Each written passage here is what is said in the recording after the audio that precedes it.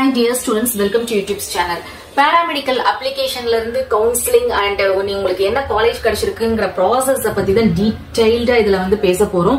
ஏன் அப்படினா நிறைய ஸ்டூடண்ட்ஸ் வந்து திருப்பி வந்து கேக்குறீங்க இந்த அப்ளிகேஷன் வந்து எப்படி போடணும், கவுன்சிலிங் வந்து எப்படி அட்டெண்ட் பண்ணணும், அது மட்டும் இல்லாம பிஎஸ்சி நர்சிங்க்கு தனியா அப்ளிகேஷன் போடணுமா, பிஃபார்முக்கு தனியா அப்ளிகேஷன் போடணுமா, தனியா கவுன்சிலிங் அட்டெண்ட் பண்ணணுமா அப்படின்னு சொல்லி கேக்குறீங்க.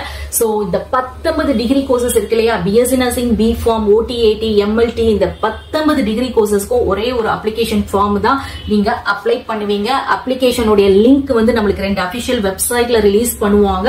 அந்த லிங்க் கிளிக் பண்ணி தான் நீங்க அப்ளிகேஷன் அப்ளை பண்ணணும். இந்த 19 கோர்சஸ்க்கு ஒரே ஒரு அப்ளிகேஷன்.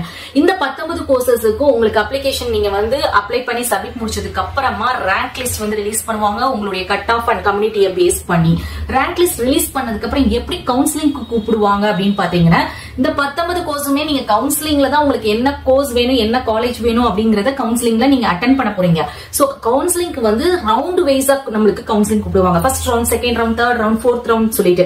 சோ நம்மளுக்கு ரேங்க் லிஸ்ட் ரிலீஸ் பண்ண அந்த ஃபர்ஸ்ட் ரேங்க்ல இருந்து ஒரு 20,000 25,000 பேரை ஃபர்ஸ்ட் ரவுண்ட்ல கூப்பிடுவாங்க. அதுக்கடுத்து மீதி இருக்கிறவங்கள செகண்ட் ரவுண்டுக்கு கூப்பிடுவாங்க. இப்படிதான் கவுன்சிலிங்ல.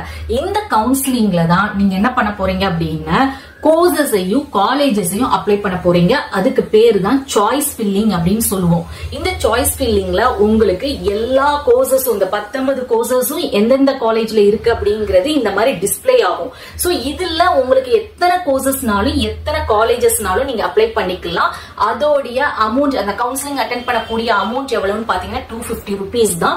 அப்ளிகேஷன் ஃபீஸ் எவ்வளவு அப்படின்னு பாத்தீங்கன்னா 500 rupees தான். சோ இவ்வளவுதான் உங்களுக்கு கவுன்சிலிங்க்கும் அப்ளிகேஷன் கலெக்ட் பண்ணக்கூடிய, கவர்மெண்ட் கலெக்ட் பண்ணக்கூடிய ஃபீஸ்.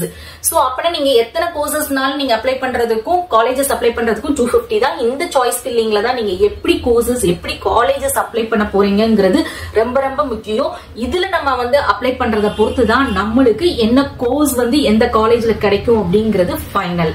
சோ இவ்வளவுதான் ப்ராசஸ் உங்களுக்கு. சோ இந்த ப்ராசஸ பத்தி தான் நம்ம டீடைல்டாவே இதுல சொல்லி இருக்கோம். இதுல உங்களுடைய கட் ஆஃப் வந்து எந்த கட் ஆஃப் இருந்தாலும் சரி, கவுன்சிலிங்ல நீங்க எப்படி சாய்ஸ் ஃபில்லிங்ல அப்ளை பண்ண போறீங்க அப்படிங்கிறது ரொம்ப முக்கியம். ஏன் இத குறிப்பா சொல்றேன் அப்படின்னு பாத்தீங்கன்னா, நிறைய ஸ்டூடெண்ட்ஸ் ஒரு கோர்ஸை மட்டும் போக்கஸ் பண்ணுவாங்க, ஒரு காலேஜை மட்டும் போக்கஸ் பண்ணுவாங்க அவங்களுடைய கட் ஆஃபுக்கு. சோ நம்ம வந்து அப்படி போக்கஸ் பண்ணவே கூடாது. ஏன்னா கவுன்சிலிங்ல நம்ம எத்தனை கோர்சஸ் எத்தனை காலேஜஸ்னாலும் அப்ளை பண்ணலாம். ஒரே ஒரு அமௌண்ட் 250 ரூபாய் தான். அப்படி இருக்கும்போது இந்த சாய்ஸை வந்து நம்ம யூட்டிலைஸ் பண்ணிக்கணும் சாய்ஸ் ஃபில்லிங்ல. சோ நம்ம என்ன பண்ணணும் அப்படின்னா, நீங்க பிஎஸ்சி நர்சிங் தான் எடுக்கணும்னு நினைக்கிறீங்க அப்படின்னா, அந்த பிஎஸ்சி நர்சிங்க்கு 6 கவர்மெண்ட் காலேஜையும் நீங்க அப்ளை பண்ணுங்க சாய்ஸ் ஃபில்லிங்ல, கவுன்சிலிங்ல.